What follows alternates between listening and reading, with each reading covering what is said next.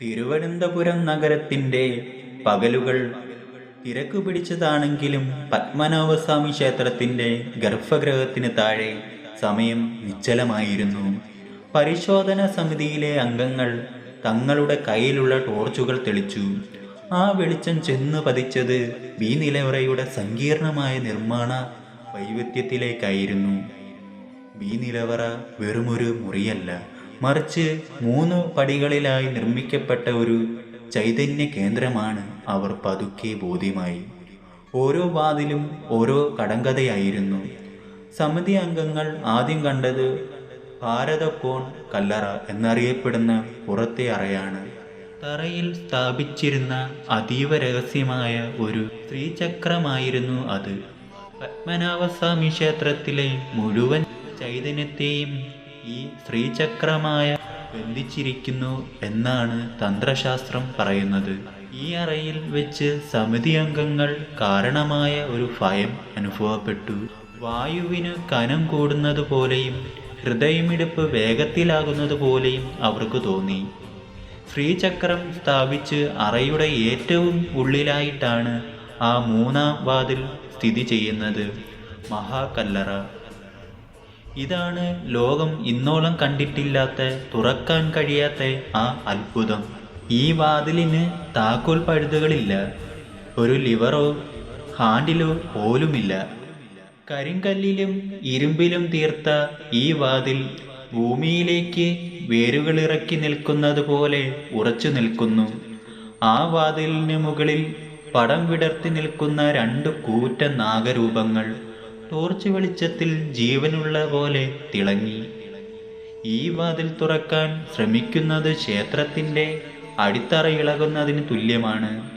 ക്ഷേത്രത്തിലെ പഴയ ഗ്രന്ഥവരികൾ പഠിച്ച ഒരു ഗവേഷകൻ പറഞ്ഞു, വാതിലിൻ്റെ നിർമ്മാണത്തിൽ ഉപയോഗിച്ചിരുന്ന വിദ്യ ആധുനിക എഞ്ചിനീയറിംഗ് പോലും പിടികിട്ടാത്തതാണ്.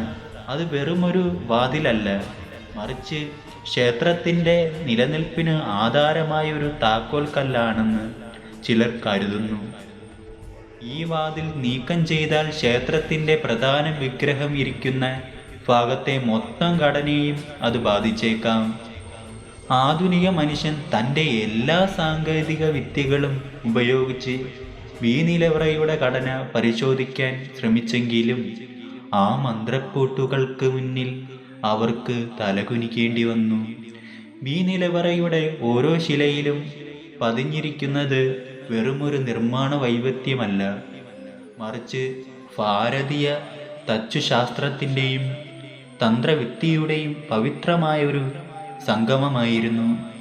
2011 ഓഗസ്റ്റ് മാസം തിരുവനന്തപുരം നഗരം ഒരു വലിയൊരു പ്രഖ്യാപനത്തിനായി കാതോർത്തു നിൽക്കുകയായിരുന്നു. ഭഗവാന്റെ പൂജകൾക്കായി ആവശ്യമുള്ള സ്വർണപാത്രങ്ങളും മറ്റും ഇവിടെയാണ് സൂക്ഷിച്ചിരിക്കുന്നത്. ഈ മുറി പലപ്പോഴും തുറക്കാനുള്ളതിനാൽ അവിടെ വലിയ നിഗൂഢതകളൊന്നും ഉണ്ടായിരുന്നില്ല. എന്നാൽ അവിടുന്ന് മുന്നോട്ട് പോകാൻ ശ്രമിച്ചപ്പോഴാണ് ശരിക്കുമുള്ള വെല്ലുവിളി തുടങ്ങിയത്. പുറത്തെ അറയുടെ ഉള്ളിലായി 2-ാമത്തെ വാതിൽ സ്ഥിതി ചെയ്യുന്നു. 2011 സമിതി അംഗങ്ങൾ ഈ വാതിൽ തുറന്ന് അകത്തു കയറി. ആ മുറിയിലേക്ക് കടന്നതും വായുവിൽ ഒരു പ്രത്യേക ഊർജം അവർക്ക് അനുഭവപ്പെട്ടു. അവിടെ വെള്ളി കൊണ്ടുള്ള വലിയ പാത്രങ്ങളും പഴയ നാണയങ്ങളും ഉണ്ടായിരുന്നു. എന്നാൽ ആ മുറിയുടെ കേന്ദ്രബിന്ദു അതായിരുന്നില്ല. മുഖ്യ ജ്യോതിഷി രാശിചക്രത്തിൽ കവിടി നിരത്തി ഓരോ തവണ കവിടി വീഴുമ്പോഴും അന്തരീക്ഷത്തിലെ നിശബ്ദതയ്ക്ക് കനം കൂടി വന്നു.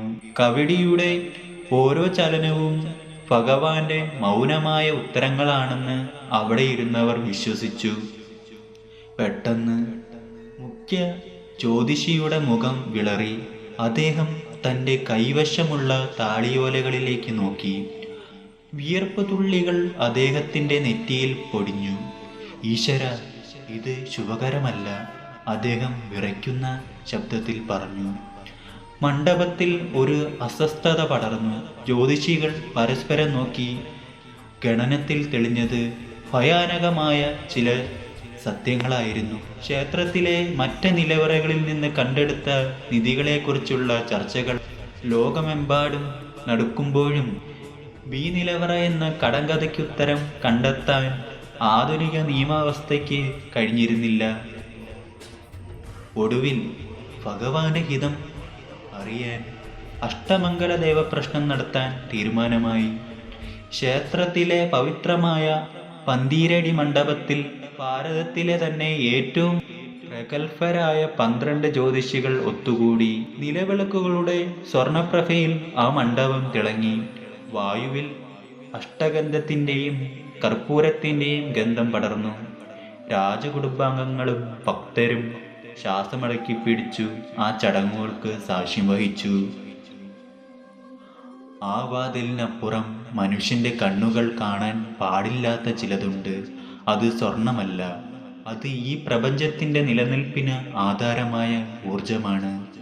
രാജകുടുംബാംഗങ്ങൾ ആ വിധി കേട്ട് കണ്ണീരണിഞ്ഞു. അവർ പണ്ടേ പറഞ്ഞിരുന്ന കാര്യങ്ങൾ ജ്യോതിഷത്തിലൂടെ ഒരിക്കൽ കൂടി ഉറപ്പിക്കപ്പെട്ടു. എന്നാൽ നിയമവ്യവസ്ഥയ്ക്ക് ഈ ദൈവഹിതം എത്രത്തോളം സ്വീകാര്യമായിരുന്നു? ജ്യോതിഷികൾ ഒരു മുന്നറിയിപ്പ് കൂടി നൽകി. നാഗബന്ധം കൊണ്ട് പൂട്ടിയ ആ വാതിൽ ബലമായി തുറന്നാൽ ഭൂമി പിളരും, സമുദ്രം ഇരച്ചു കയറും. ആ അഗ്നി പടർന്നാൽ അത് കെടുത്താൻ ഈ ലോകത്ത് ആർക്കും കഴിയില്ല. ക്ഷേത്ര ഗോപുരത്തിനു മുകളിൽ അപ്പോൾ കറുത്ത പക്ഷികൾ പറന്നുകൊണ്ടിരുന്നു. ബി നിലവറയെക്കുറിച്ചുള്ള ചോദ്യം വന്നപ്പോൾ കബഡി വീണത് മൃത്യുവിനെയും നാശത്തെയും സൂചിപ്പിക്കുന്ന സ്ഥാനങ്ങളിലായിരുന്നു. ബി നിലവറ വെറുമൊരു നിധിശേഖരമല്ല. മുഖ്യ ജ്യോതിഷി സദസ്സിനെ നോക്കി ഉറക്കെ പറഞ്ഞു, അത് പത്മനാഭന്റെ ആത്മചൈതന്യം കുടികൊള്ളുന്ന മൂല സ്ഥാനമാണ്. അവിടെയുള്ള ഓരോ അംശവും ഭഗവാന്റെ ശരീരത്തിന് തുല്യമാണ്. ആ നിലവറ തുറക്കുന്നത് ദൈവചൈതന്യത്തെ മുറിപ്പെടുത്തുന്നതിന് തുല്യമാണ്. പത്മനാഭന്റെ ശാന്തമായ ഉറക്കം കെടുത്തിയാൽ അത് ഈ ലോകത്തിന് തന്നെ വലിയ വിപത്തായി മാറും. അദ്ദേഹം തുടർന്നു, ബി നിലവറ തുറക്കാൻ ശ്രമിച്ച ഓരോരുത്തർക്കും അനർത്ഥങ്ങൾ സംഭവിച്ചത് യാദൃച്ഛികമല്ല, അത് ഭഗവാന്റെ മുന്നറിയിപ്പാണ്. ക്ഷേത്രക്കുളത്തിലെ വെള്ളം തുടരും.